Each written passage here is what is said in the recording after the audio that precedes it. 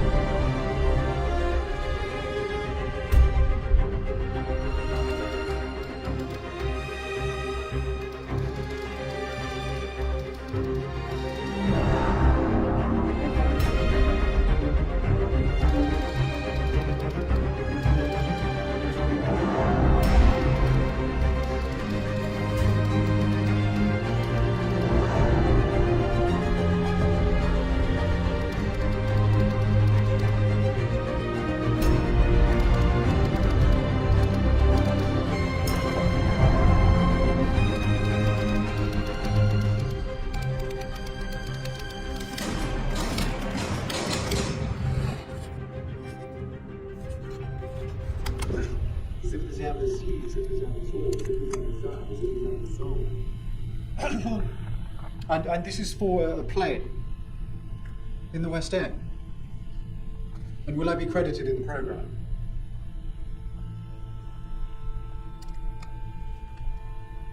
Ladies and gentlemen, silence, please. You are charged with the following indictments.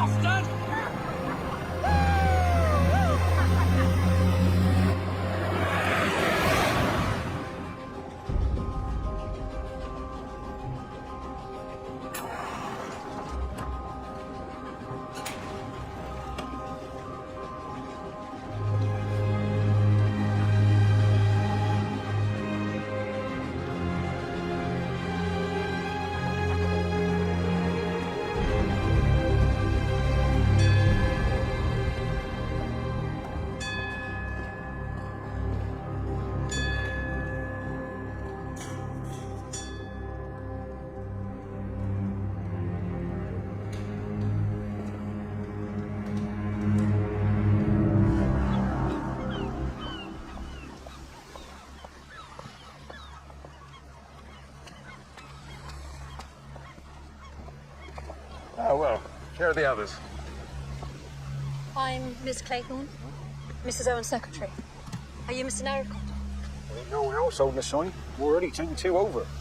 Fussy old maid and some flashy young lad. Been in and out of this harbour like a fiddler's elbow. Sea dogs have their own etiquette. Well, good afternoon. General MacArthur. Good lord. What an honor to meet you. Wargrave. Justice Wargrave. The honour's all mine, sir. Retired from justice now. Mr. Lombard. Philip. And you, sir? Davis. Are you coming or not? Well, shall we?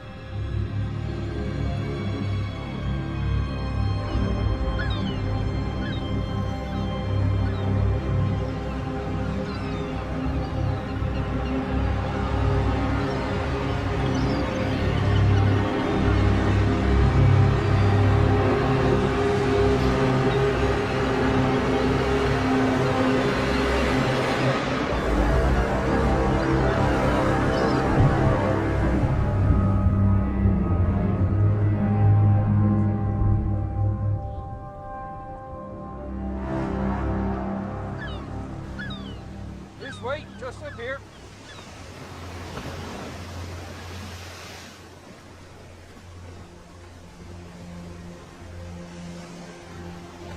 Afternoon. Welcome to Soldier Island. Right. Come along.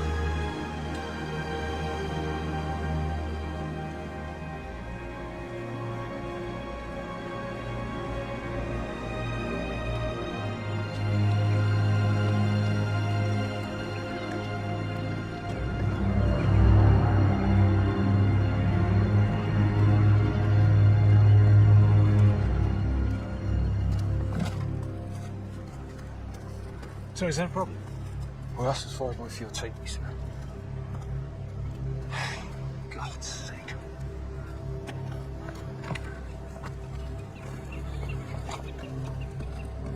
Davis? Davis? I'd be grateful.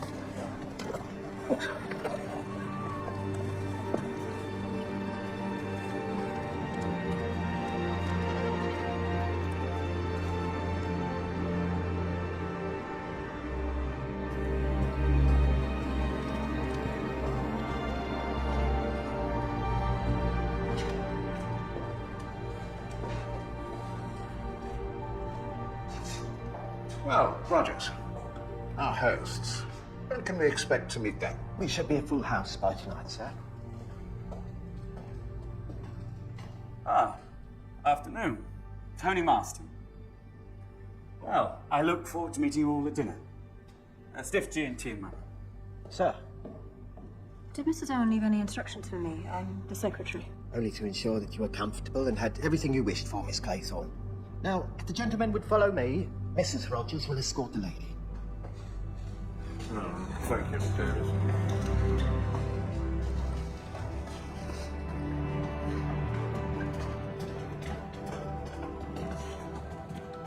Did my friend Mrs. Colmington, Mrs. Constance Colmington, did she change her plans, do you know? No, I'm afraid I don't. Ridiculously vague. No, I'm sorry, I only just recently got the job. No, not you, Miss Claythorne. I mean this whole arrangement. The Owens invited me here to meet my friend, and she's not even here. Very strange. Very strange indeed. Can I help you? Here. No, too kind.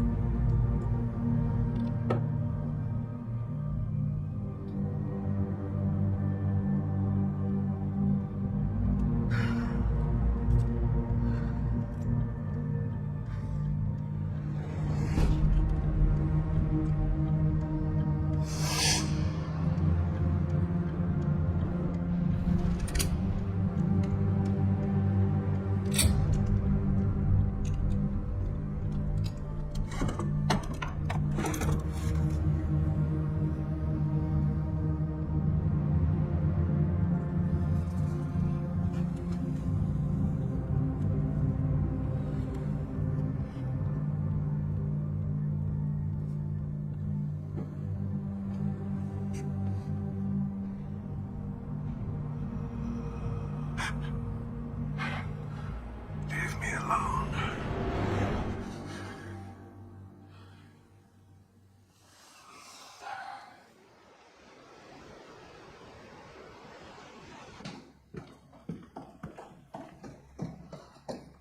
Look at the state of you. I've got to base my beef. And my souffles, Thomas. What about my souffle? Well, I can't dress her, can I? Go on.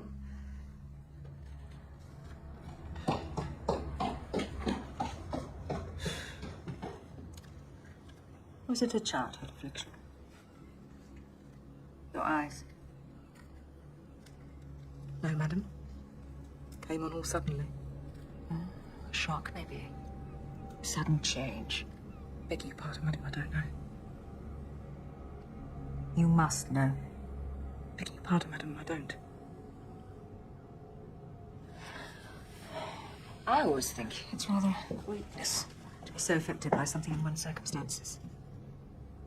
Rather indulgent. Almost vain. We must be strong, Mrs. Rogers, especially in these times. We must be valiant and virtuous. We must be Englishwomen. Yes, madam. And a little advice. In future, a splash of eau de cologne before you come upstairs to attend on the ladies. I appreciate it's hard work in the kitchen, but there's no need to announce it quite so emphatically. Beg your pardon, madam.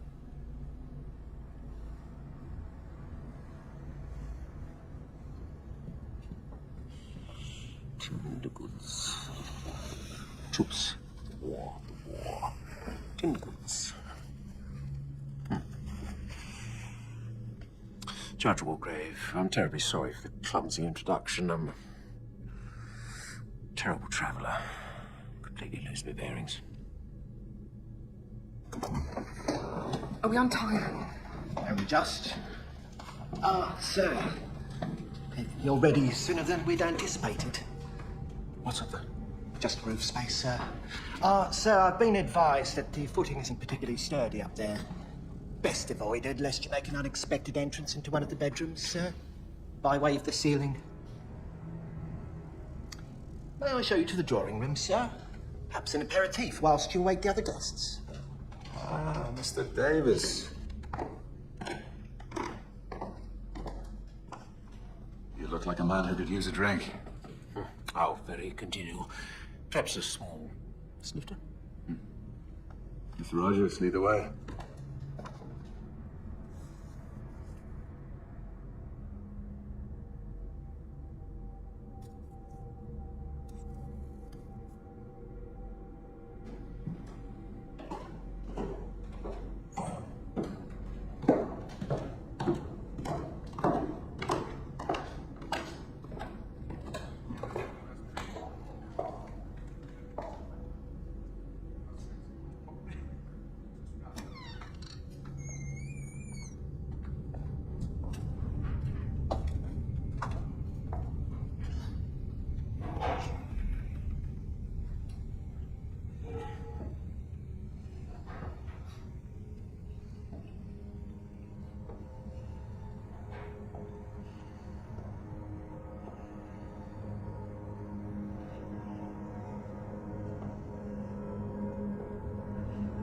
Miss?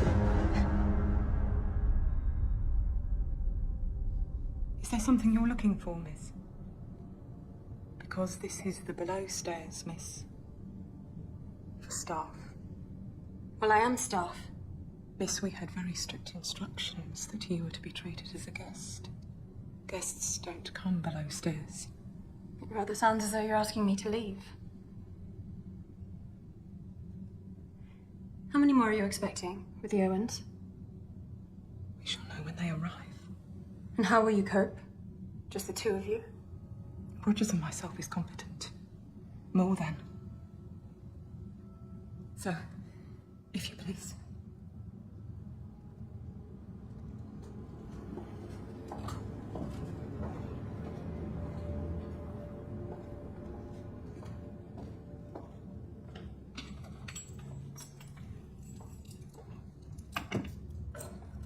Well done, girl.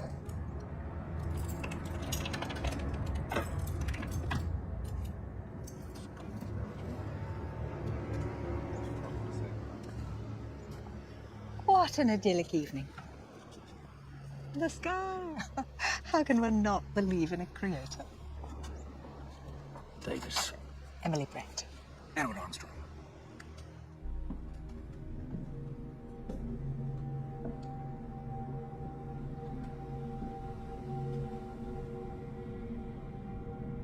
There's one in my room, too.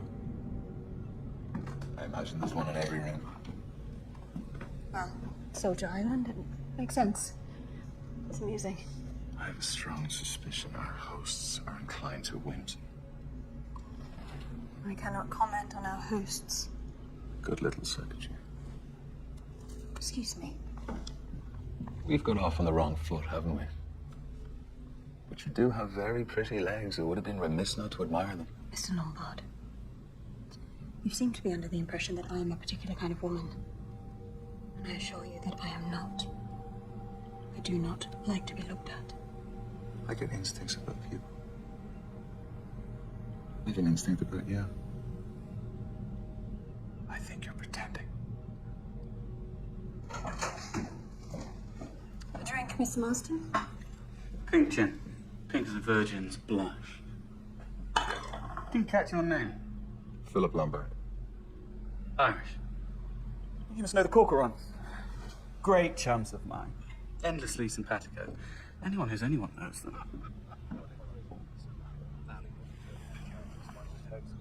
Are you a betting man, Lombard? It depends.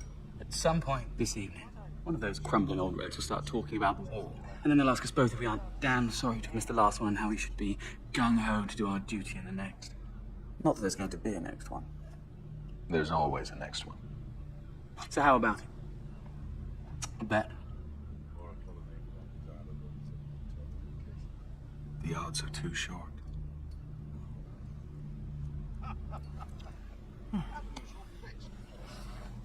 Listen to them. Clinging on. They think they still mean something, but nobody at all would notice or care if they just... I'm going to be exceptionally charming to them.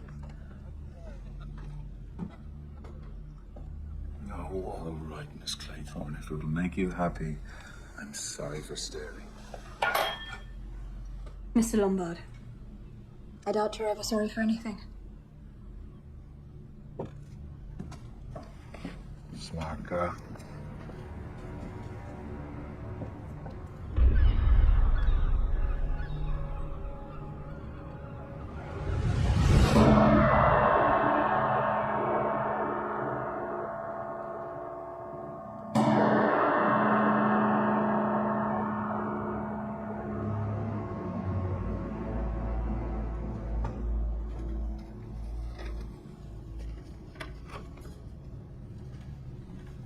Ladies and gentlemen, lobster souffle. It isn't too rich. I always dine so modestly at home.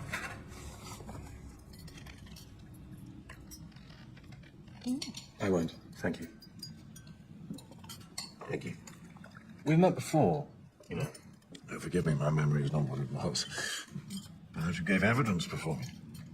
No, it wasn't that. I remember that. Something else. It'll come to me. I'm not at all sure about these. They look very pagan. They're the 10 little soldiers. You know, from the poem. I know it off by heart. When I was a little boy, my nanny used to recite it to me. I imagine she wanted to terrify me into being good. Did it work? Well, I've always been a stickler, yes. Stickler for the rules. I was probably a rather dull boy. I really can't imagine that, didn't you? Although, you shouldn't call it a poem, Miss Claythorne. It's doggerel. Poetry should be uplifting. I agree with you, Miss Blake. Well, that just shows how wrong first impressions are. I didn't think you were the type of gentleman to appreciate poetry. Mr. Davis has hidden depths. Souffle's delicious. Very light.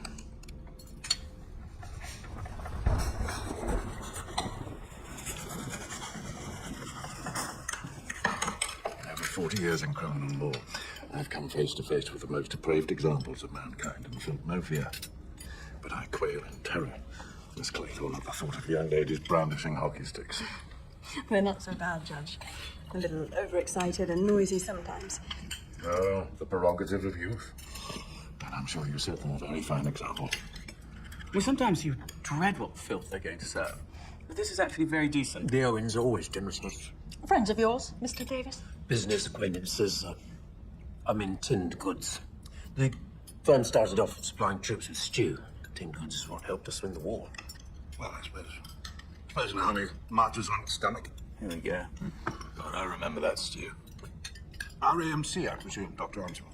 That's right. Clearing stations and then hospitals in Belgium and France. Perhaps you're being interviewed as well. Interviewed, General? Yes. Mr. Owen is an amateur, but very knowledgeable military historian. He's writing about France, about the decisive action of France, 1917. No, I'm just here to get away from it all. Interesting man, Mr. Owen, and an interesting name. Ulick Norman. How funny. Mrs. Owen is Una Nancy. Matching initials. Must confess I was a little worried about the Ulick. Given the current climate, it might be seen as somewhat Teutonic. You couldn't hope to meet a more patriotic man. And what could be more English than Norman?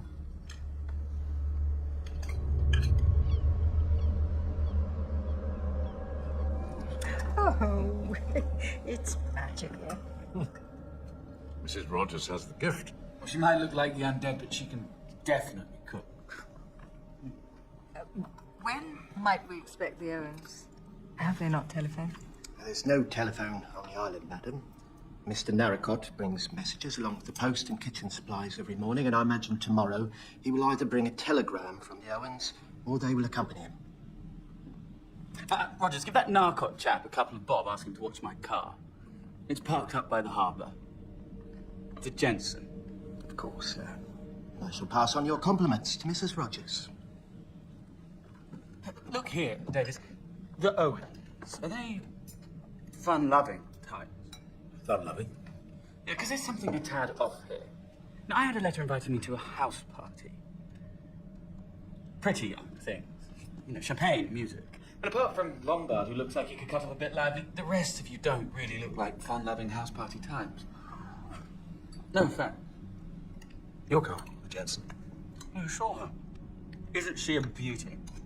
I honestly can't imagine loving a person as much as I worship and adore the Jensen. You ran me off the road. No, I didn't. You ran me off the road. When? I was driving along, minding my own business, when you overtook me, going God knows how fast, and you ran me off the road. Well, I saw someone going to pitiful speed. Well, look here, Marston. I think an apology and a handshake between gentlemen would be just the thing here. I haven't done anything wrong. You ran me off the road. Well, I might have overtaken you, but my great aunt drives with more zip, and if you can't control your car, then you really shouldn't be behind the wheel. You little shit! You ran me off the road, and then you have the temerity to tell me it's my fault. Careful, old boy, getting a little red in the face there. Gentlemen, please, there are ladies present. I'm sorry. It's been a long week. You're right, General. A handshake between gentlemen. Come on, Armstrong. Put it there. Let's be pals.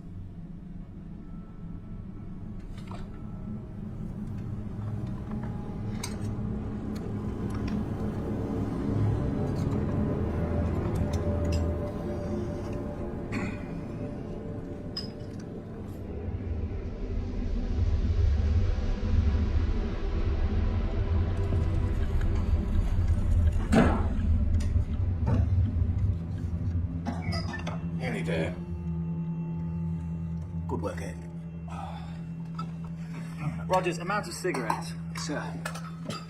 So what battles were you involved with, General? Well, I served on the northwest frontier, in South Africa, and of course in France. Win any?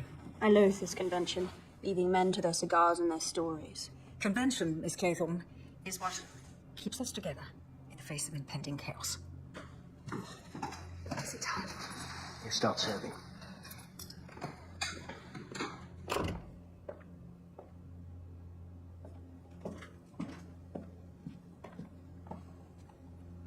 Oh, no. No, I'll pour the coffee. You must be very busy in the kitchen. Miss. Excellent dinner, Mrs. Rogers. The Owens are lucky to have you. I will certainly be telling them so. Thank you, madam.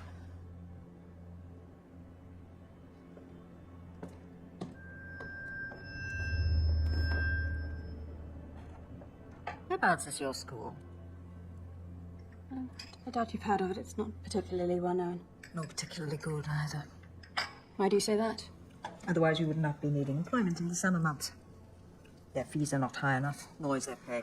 Not that I disapprove of you seeking employment and being busy, far from it. But why teach in a third-rate establishment, producing third-rate girls? Barely worth your time and attention, I would have thought. Ladies and gentlemen, silence, please. Who is that? You are charged with the following indictments. Edward George Armstrong, that you murdered Louisa May. Who is this? I don't know, sir. Emily Caroline Brent, that you murdered Beatrice Taylor. Who is this? William Henry Bloor, that you did murder James Stephen Lambert. Viola Elizabeth Claythorne, that you did murder Cyril Ogilvy Hamilton. Philip Lombard, that you did murder 21 men, members of an East African tribe. John Gordon MacArthur, that you did murder Henry Richmond. Anthony James Masters, that you did murder John and Lucy Cruz. Lawrence John Wargrave, that you did murder Edward Seaton. Thomas and Ethel Rogers, that you did murder Jennifer Brady. Prisoners of the bar, how do you plead?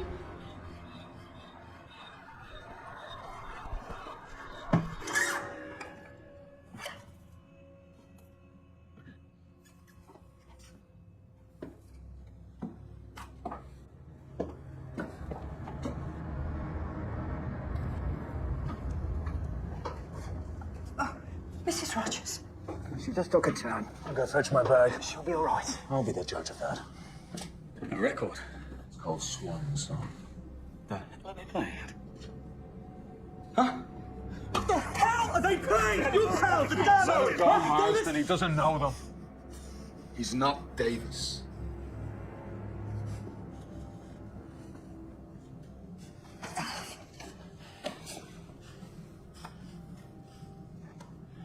I'm Blore. Detective Sergeant William Blore. How did you know? Instinct. You need a drink. These grotesque false accusations. Indeed, General. We should wait for the Doctor and Rogers. We should wait until everyone is together. Well said, Tubbs. Let's all listen to the policeman.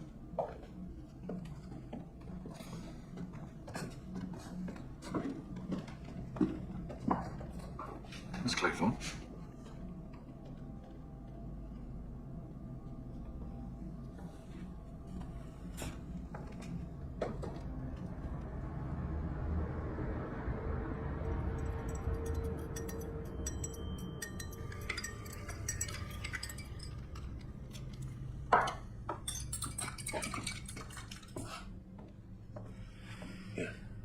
It's mine, but it will help you sleep.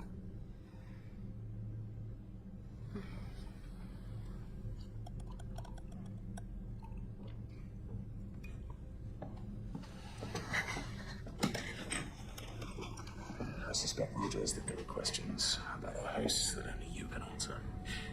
Yes, sir. A few minutes then to settle your wife. Sir.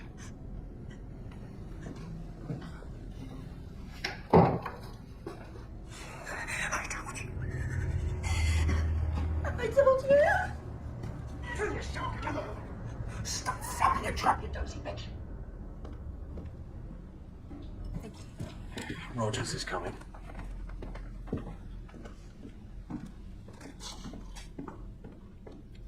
Well, Rogers? See, on my instructions, put the record on at such a time. We were told it was to be a surprise, a party game. Some party game. You were in the room with us. There's a delay on the record. So they went to a lot of time and expense. If I'd known what was on the record, I'd never been a part of it. What is said about me and Mrs. Rogers, never. Nothing in it, then. Miss Brady were like family to us. We did everything for her. She weren't well, frail as a bird, but on account of how she left us a small legacy, well, some folk will say anything to hurt.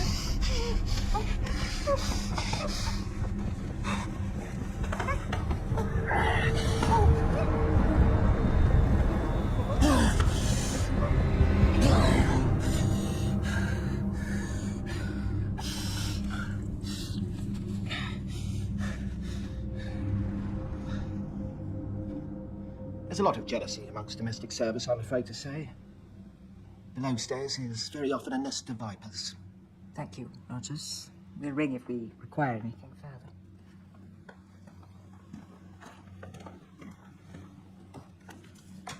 I've had more than my fair share of lazy and vindictive stuff. I believe, Rogers. Doesn't make any sense. I've never even met a John and Lucy Coombs. Malicious nonsense. Louise Cleese was a surgical patient. It was risky. There were complications. Everyone knew that. But the moment anything goes wrong, it's blame the bloody surgeon. No one's blaming you, Doctor. Well, someone is. Henry Richmond was one of our finest young officers who fell in pursuit of his gallant duty for king and country. It is repugnant that these vile rumors should be given credence. Repugnant. Edward Seaton was guilty. I was party to evidence that was not admissible before the court, but he was guilty. The only time I laid hands on Landor was to put handcuffs on him. He was a degenerate and a drunk. He choked on his own puke. Cyril, the little boy, I was his governess. He wasn't supposed to swim. He wasn't strong. But he sneaked off. And I wasn't a good enough swimmer. I just wasn't good enough. I tried. to save him. His poor mother was broken. She was so broken. I had to be rescued. I almost drowned. Who could say something like this? Some sort of vicious joke. Well, if that's your sense of humor, there's something wrong with your wiring. Time for the funny farm. It was pinpoint accurate about me. 21 men. I always thought someone would plan. It's amazing how people get an attack of conscience when they're safely tucked away in their beds.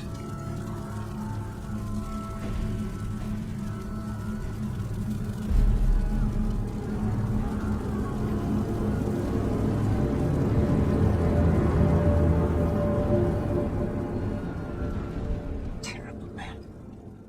You terrible, terrible man. It's people like you, men like you, that put our missionaries in such danger. Oh, your missionaries with their gods and their syphilis. I am not the only white killer in Africa, Miss Brand. Lombard, you, sir, are a bloody butcher. And I'm holding my hands up to it. So either I'm embellishing a story for shocking effect, or I'm the only one telling the truth in a room full of liars. How dare you take that? Enough. Please, ladies and gentlemen, enough. What good could it do? My feeling is that we should retire and be ready to leave tomorrow with Mr. Norricourt. What if the Owens are with him? We confront them, but we leave. And despite Mr. Lombard's devastating confession, we are all victims of a cruel hoax. We shouldn't dignify these accusations with any more debate. Agreed? Certainly. Yeah. John and Lucy Coombs. It must mean those two kids. I mean, what sort of parents let their kids play out in the dark, for God's sake? It's completely irresponsible. I lost my license for 6 months. It was a terrific nuisance. Oh, you were driving, were you? What a surprise. It's jolly bad luck. That's all.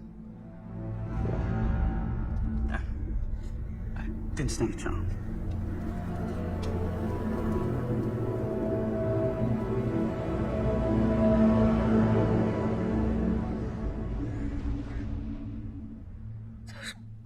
Children. You're a bloody maniac, Marston. I wasn't even driving that fast. You can't. It's not in England. It's not like the continent. I mean, they understand motoring over there. Say what you like about the crowds, but their roads are magnificent. The Jensen loves them. I can really open her up and let her rip. All right.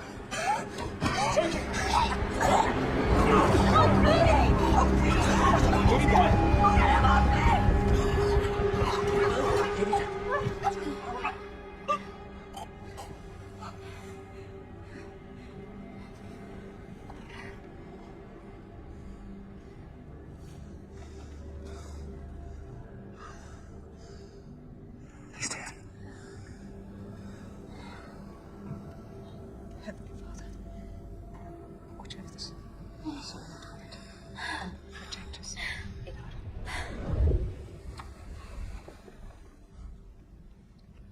Right, well, after you, please.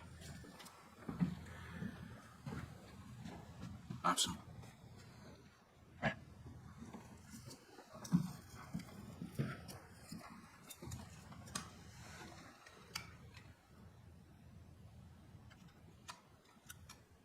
Ah. Well, perhaps we ought to get rid of the stimulant out of respect to the family. Don't want to cause a scandal. There's a policeman now, Doctor. Same set of rules if you're posh or not. Very well.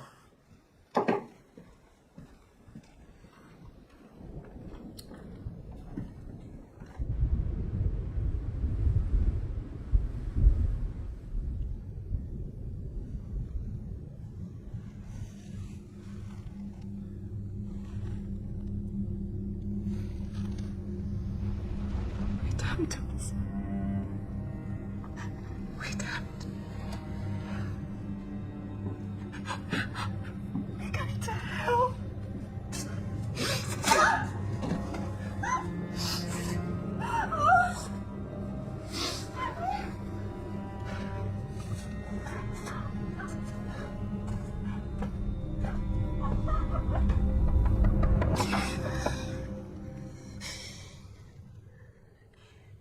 Yes?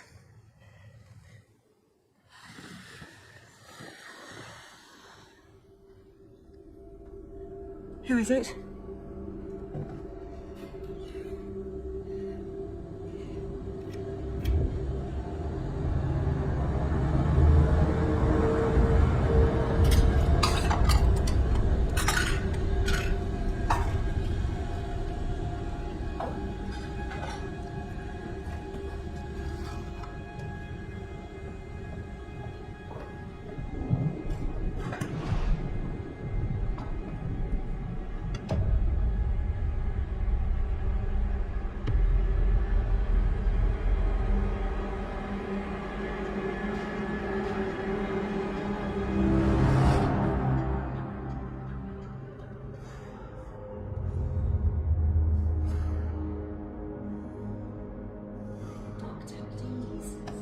Touch me.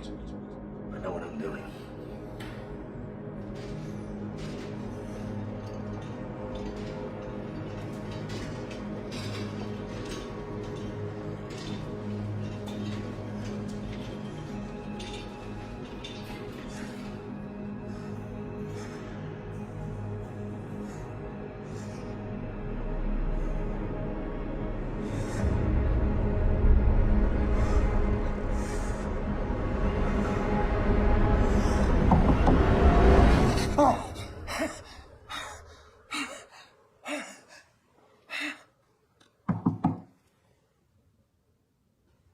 Dr. Armstrong, Yes?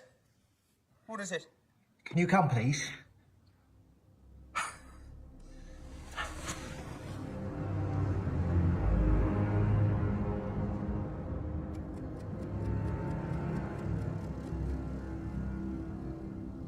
She's been dead for some hours.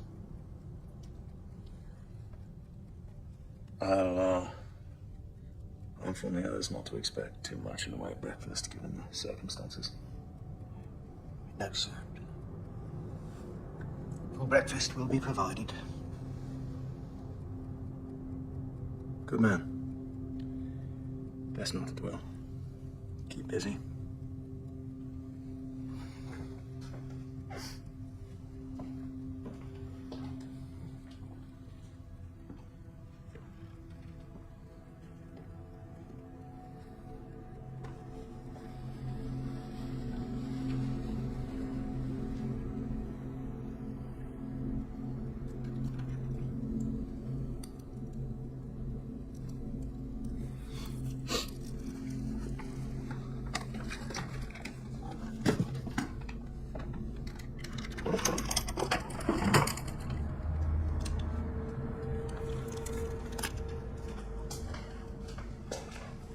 Dr. Armstrong.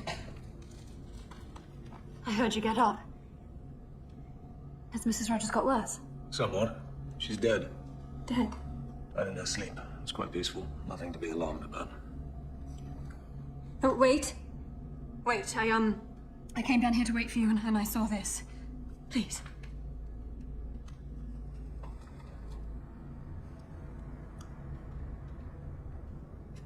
Bit late for the kiss and life, Tubbs. Smart ass you are. Have a sniff yourself.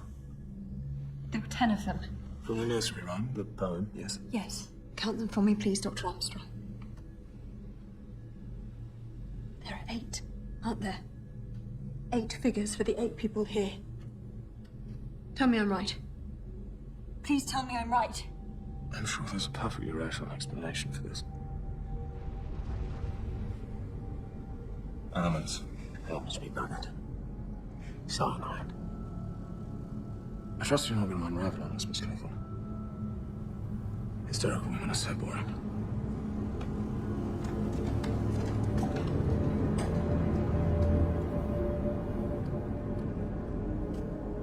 Thank you for trying. Thank you for trying. Thank you. Thank you for trying.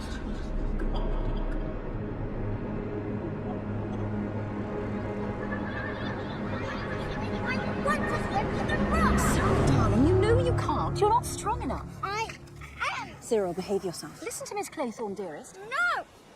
That's incredibly naughty. I'm so sorry, Miss Claythorne. Oh dear, he's getting all worked up. Cyril, You will make yourself ill. What's all this now? I'll go here, Dad. I could hear you shouting from miles away, you young rascal. Oh, thank heavens, in the nick of time. Olivia, you look absolutely radiant. Empty flattery. I'm completely rattled and utterly hideous. I don't believe I've had the pleasure. Hugo, this is Miss Claythorne, who was doing so much to help Cyril in the schoolroom.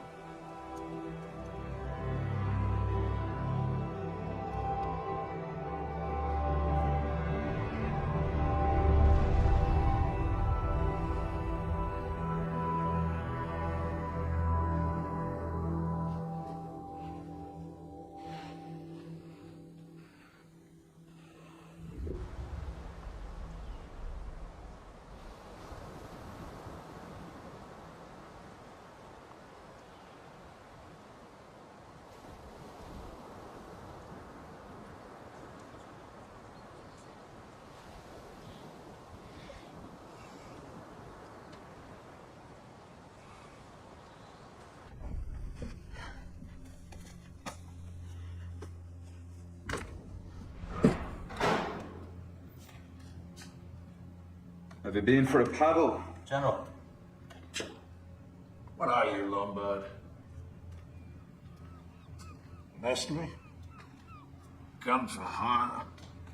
Soldier? Not from any army I'd recognize, but still. Soldier of sorts. You don't need to worry about what I am. There's always a moment, isn't there? Before the attack. The advance. The bombardment, the chaos. A moment of absolute calm. Listen. Doesn't this feel like that moment? I was never a man for calm, General. We can't see the harbor from here, which means they can't see us. We are cut off. Rats in a barrel. This is the peace before the carnage.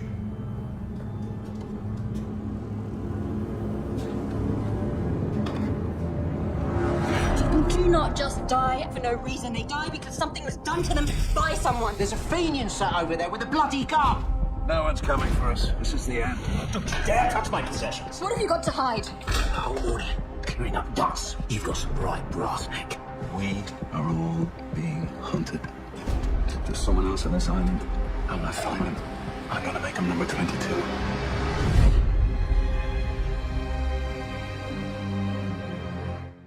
And Then There Were None continues at 9 tomorrow here on BBC One.